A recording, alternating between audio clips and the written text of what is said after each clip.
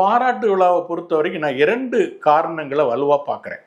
என்னன்னா, இளையராஜாவுக்கு பாரதிய ஜனதா கட்சி மேலவை கௌரவ உறுப்பினர் பதவி கொடுத்துருக்கு. அது ஒரு பெரிய பதவி கொடுத்துருக்கு. அவரை கிட்டத்தட்ட அவரை ஒரு சாமியார் மாதிரியே காட்டி, அவரை ஒரு உயர்ஜாதி வகுப்பு மாதிரியும் காட்டி, அவர் ஒரு இந்துக்களுடைய ஒரு பிரதிநிதியாகவும் காட்டி, ஆன்மீகத்தினுடைய ஒரு அடையாளமாகவும் காட்டி, அவருக்கு நேசமான, அவருக்கு நெருக்கமான, அவரை நேசிக்கிறவருடைய வாக்குகளை பெறுவதற்காக அவரை வளைச்சு போட்டுச்சு பாரதிய ஜனதா கட்சி. அதனாலதான் அவரு அம்பேத்கருக்கு இணையா மோடியை வச்சு இளையராஜாவால் பேச முடிஞ்சுது.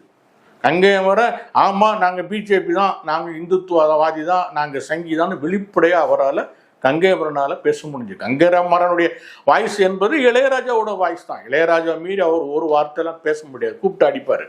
இப்ப திமுக என்ன சிக்கல்னா, சரி ஒருவேளை இவருக்கு ஒரு தொகுதிக்கு ஒரு 1000 ஓட்டு வச்சுங்களேன், எதுக்கு வீணடிப்பானே, அதையும் கவர்